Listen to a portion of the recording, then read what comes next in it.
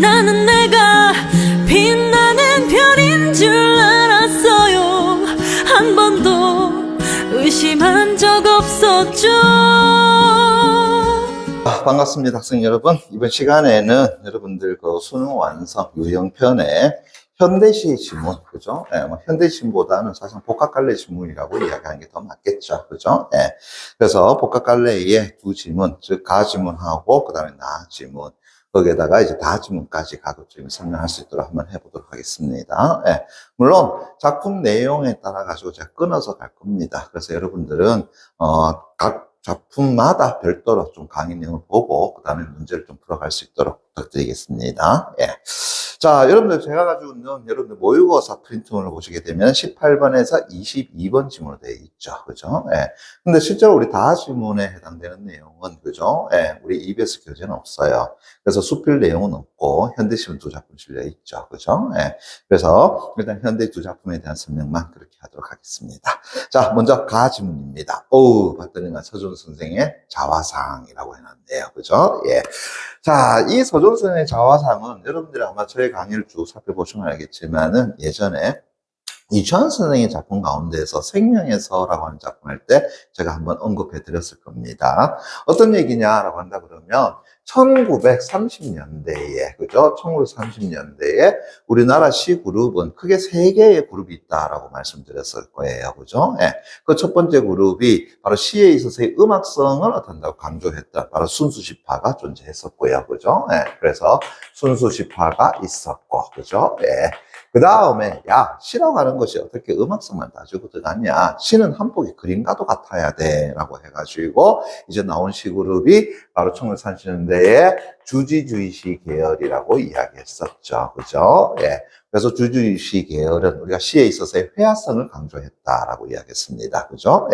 그런데 이제 시라고 하는 것이 어떻게 해서 음악성만 강조하냐, 시가 어떻게 회화성만 강조하냐, 시라고 하는 것은 인간 생명이 무엇인가, 즉 생명의 근원을 어떤다 탐구해야 된다라고 해서 나온 시그룹이 있다라고 이야기했었죠. 그죠? 그들을 우리는 뭐라고 이야기했더라? 생명파시라고 이야기했었죠. 그죠? 그래서 세 번째 시그룹이 바로 생명파 시인이다라고 이야기했습니다. 그죠? 그래서 이 생명파는 기본적으로 뭘 추구한다라고 이야기했어? 바로 인간 생명이란, 그죠? 그래서 생명이란, 그죠? 무엇인가라고 하는 거. 다시 말한다 그러면은 그 생명이 가지고 있는 뭘 찾아낸다? 근원이 과연 무엇인가라고 하는 거.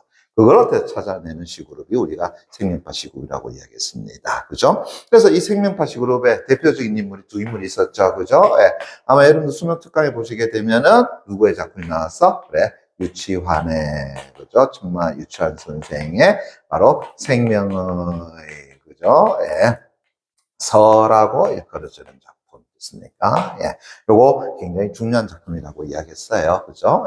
그래서 유치환 선생이 생명의 서라고 하는 작품을 발표하자 사람들은 그의 어떤 그룹을 우리가 생명파 시그룹이라고 일컫는다라고 이야기했었죠. 그죠?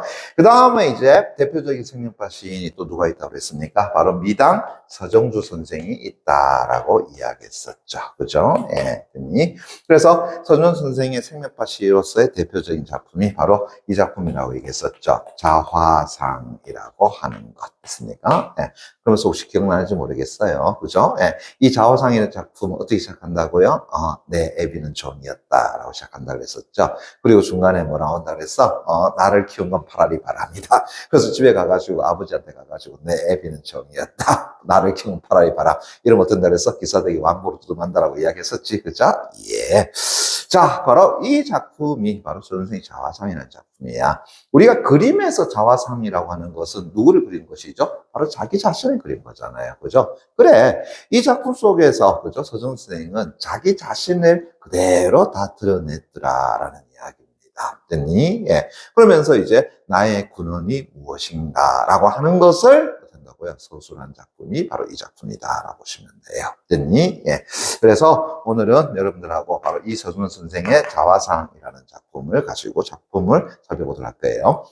자, 다시 한 번 더. 뭐, 작가에 대해서는 이제 몰라도 관계없다고 얘기했어요. 그렇지만 알아두면 괜찮은 거예요. 그죠? 예. 대신에 이제 뭐는 넘어가면 안 된다? 작품의 제목은 반드시 짚고 가줘야 된다. 그죠? 다시 한 번 더. 자화상이라고 하는 것은 누구를 그린 것이라고요? 바로 자기. 그죠? 예. 자신을. 됐습니까? 즉, 뭐 한다고요? 나를. 됐나요? 예. 그린 그림이더라라는 거죠. 됐습니까? 그러면 이 작품의 시적 대상이 되는 것은 누구라는 걸 알 수 있어? 그렇지? 결국은 나 자신이 뭐가 된다고요? 시적 대상이 되겠더라라고 하는 것. 됐습니까? 예. 그래서 내가 누구에 대해서 읊었다고요? 나에 대해서 읊었다. 이렇게 봐주시면 되겠죠. 됐나요? 오케이. 그래서 자화상이라는 어떤 작품의 제목을 통해 가지고 이 작품의 시적화자 나임과 동시에 시적 대상 누가 된다고? 나라고 하는 것. 됐니? 그래서 내가 내 자신에 대해서 어떤 생각을 가지고 있느냐. 그것만 여러분들 정확하게 잡아주시면 이 작품 해석하는 것은 어렵지 않다라고 보시면 되겠습니다. 자, 그러면은 제 첫 번째 연부터 갑니다. 야, 재밌죠? 애비 다시가 네모 깡 쳐놓고요. 종이었다.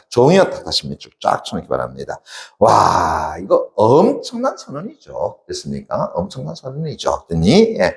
자, 이래 갑시다. 보세요. 자, 먼저 누구에 대해서 이야기했느냐? 애비. 됐습니까? 예. 애비라고 하는 것은 보통 우리가 아버지를 가지고 이야기하는 거잖아요. 됐습니까? 예. 그래서 나의 아버지는 뭐였다고요? 그래. 종이었다. 됐습니까? 종이었다라는 거. 다시 한번 신분 가운데서도 뭔다고요? 가장 천한 신분이었더라. 그러면은 우리 아버지가 종이었다 그러면 나도 어떤 존재라는 거야? 역시 천한 신분의 종과 같은 존재였더라라고 하는 거죠. 됐니? 예.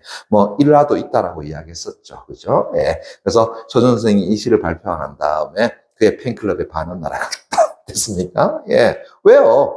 우리 1930년대만 하더라도 실적으로 순문제 사회는 끝났다라고 이야기하지만 그래도 사람들의 의 속에서는 뭐가 존재하고 있었어? 그래서 귀천이라는 게 존재하고 있었단 말이야. 그죠? 예. 그래서 사람들 사이에서 나름대로 지식인이라고 일컬어졌던 서준 선생이 이 자화상이라는 시를 딱 제출하고 나니까 이 새끼 종의 새끼야? 내가 종의 새끼한테 뭘 배울 거 있어? 라고 해가지고 그를 좋아하던 인물들의 반이 어떤 나타나더라라는 그런데 이후에 수많은 사람들이 더 들어오게 됐다 그랬죠. 야, 너 대단하다. 남들은 그걸 감추기 급급한데 너는 그걸 어떻게 드러내니? 너가 정말로 지식인이다, 지성인이다 라고 해가지고 더 많은 팬클럽이 모였다라는 뭐 그런 일화도 있다라고 이야기하네요. 그죠? 오케이. 자, 그러나 그걸 떠나서 일단은 어쩐다고요? 내 애비는 종이었다라고 해서 과감하게 선언을 해버렸죠. 됐습니까? 예. 그래서 화자의 애초에 무엇을요? 그래. 출신을 됐습니까? 예. 밝혀놨더라. 이렇게 이야기할 수 있겠네. 됐니? 예. 그 다음은 갑니다. 보세요. 밤이 깊어도 결국은 돌아오지 않은 존재. 누가요? 애비. 아버지였더라. 거기에 팥뿌리 다시 밑줄자. 같이, 그럼 팥뿌리는 뭐가 되겠어? 보조관념이 되겠죠. 그죠? 예. 누구는요? 늙은 할머니 다시 내면 깡! 맞춰놓기 바랍니다. 자, 누가 존재하고 있다고요? 할머니라고 하는 존재. 그죠? 예. 그런데, 자, 어떻게 늙었다고? 그렇지. 머리가 된다고요? 설명서 엄청 생긴가 봐. 그래서 흰머리 있는데 그것도 마치 뭐 같아? 팥뿌리 같은 생각.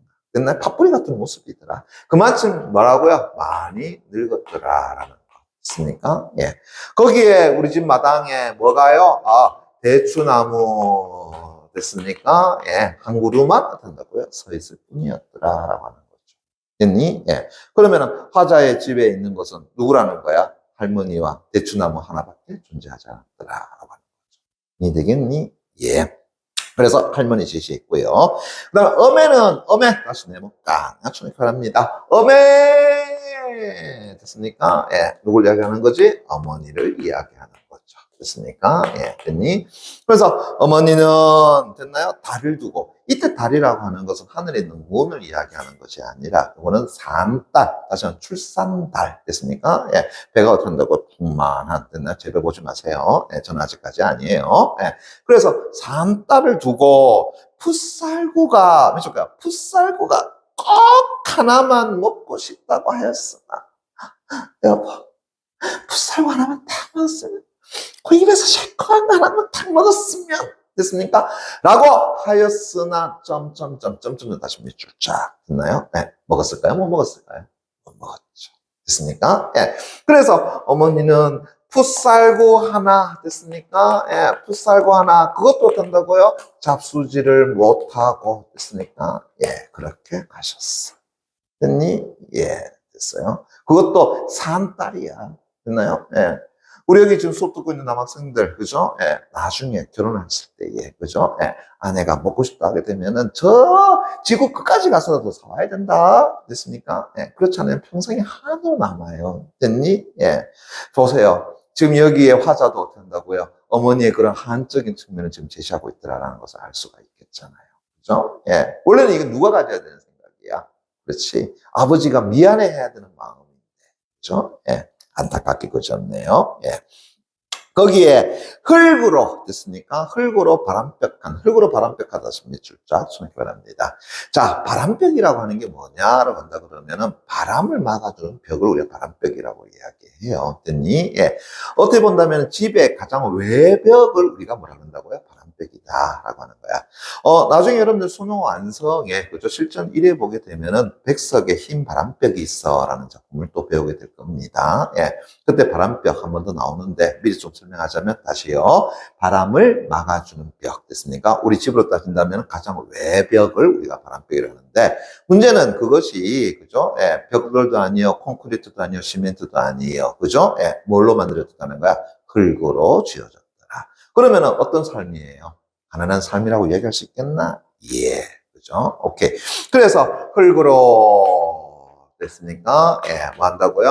바람벽을 됐나요? 예, 다시 한번 흙집이라는 것이죠. 됐습니까? 예, 뭘 이야기하고 있어? 아하, 가난한 삶을 이야기하고 있더라. 됐습니까? 예.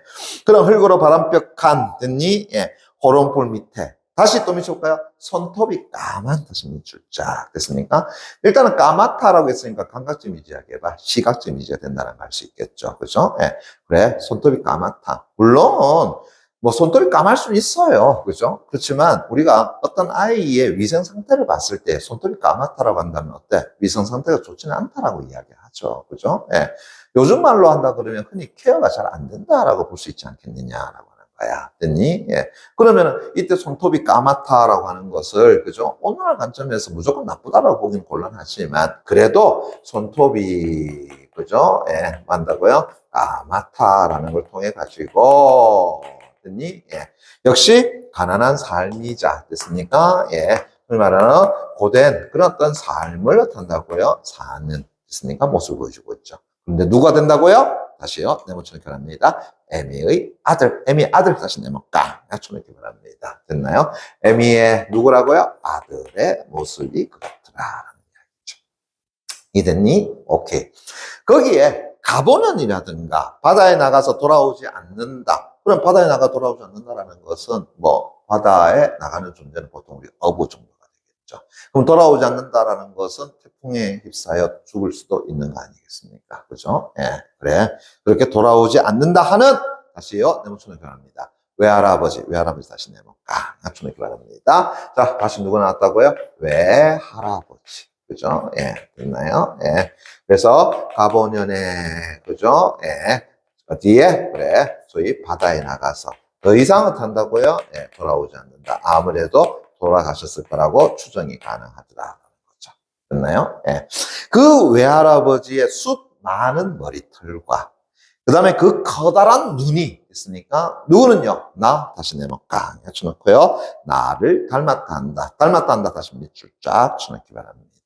됐니? 예.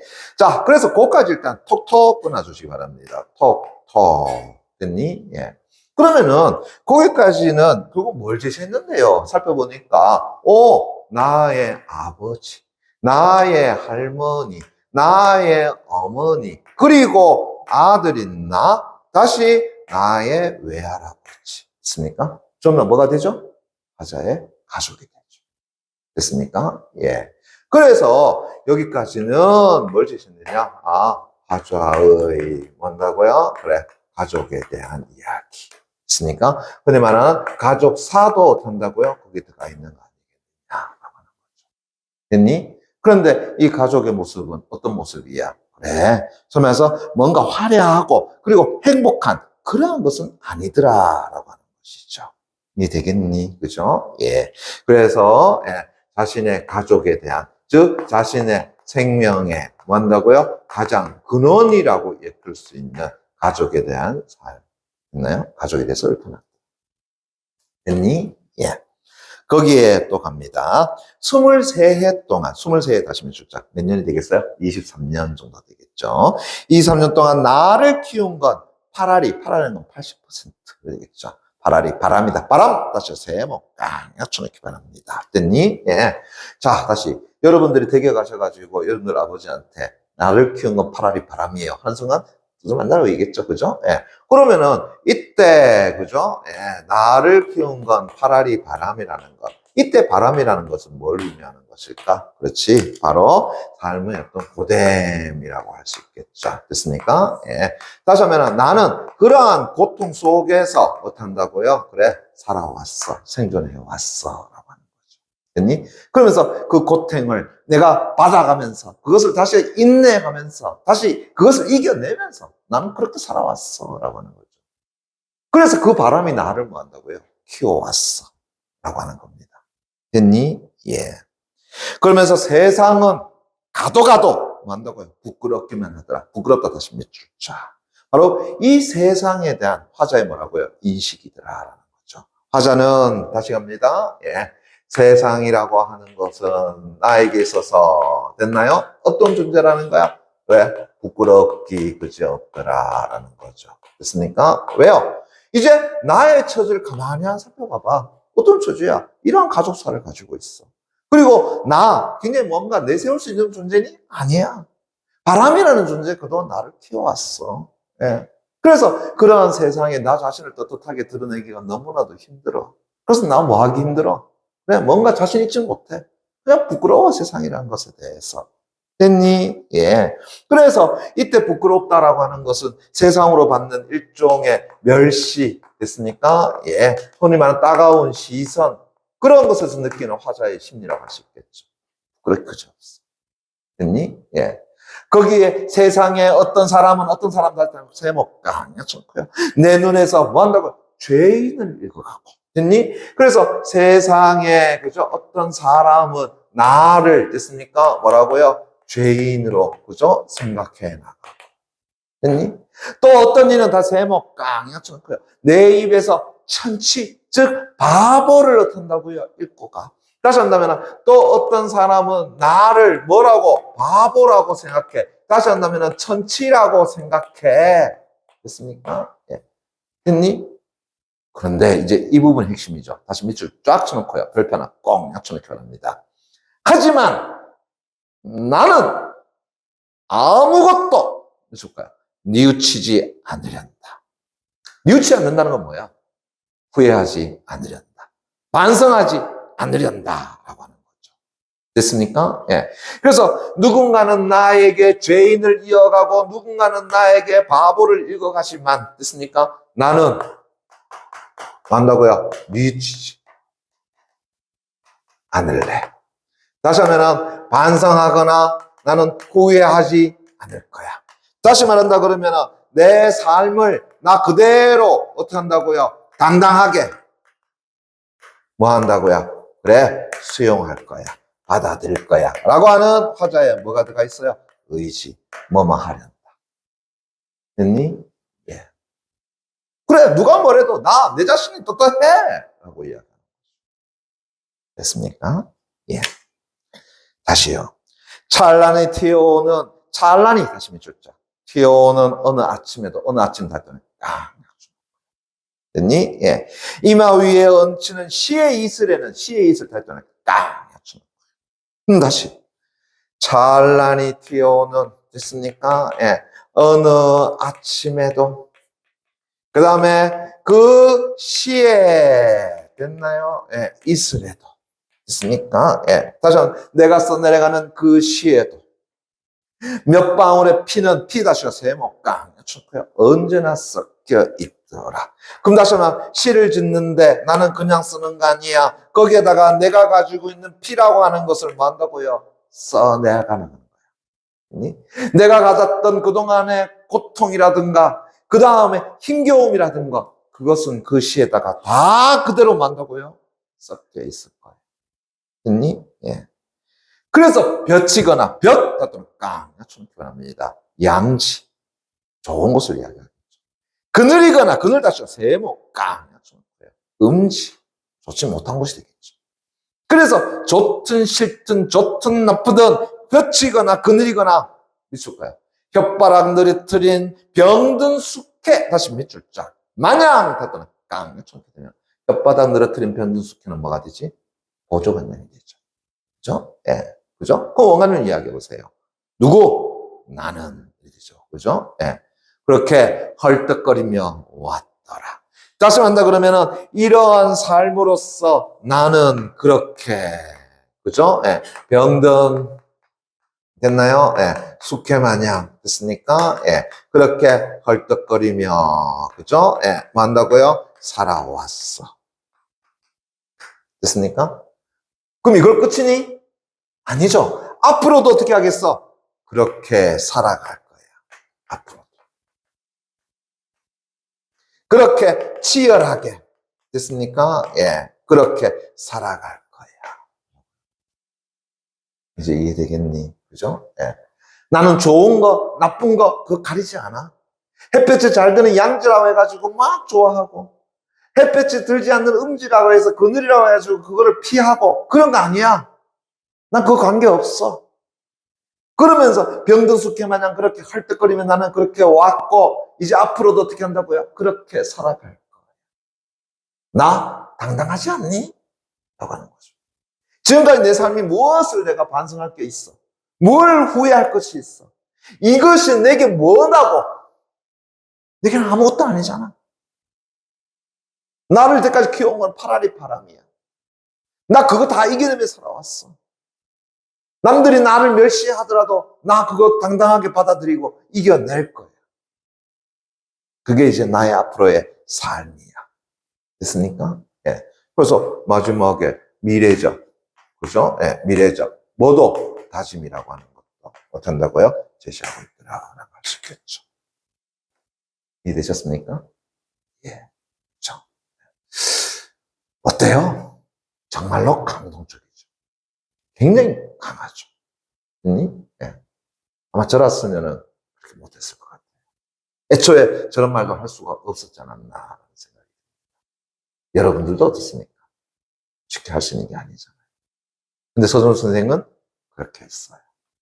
그렇죠? 자, 좋습니다. 예. 그래서 가작품의 내용을 여러분들이 파악했다면 이걸 바탕으로 해서 뒤에 나오는 문제, 그죠? 예, 하나씩 먼저 가를 가지고 해결할 수 있는 거 먼저 풀어볼 수 있도록 해줘요. 그리고 잠시 스탑 시켜놨다가, 그죠? 다음 나즈품에 대한 설명 내용 듣고, 그죠? 또 여러분들이 문제를 풀어볼 수 있도록 부탁드리겠습니다.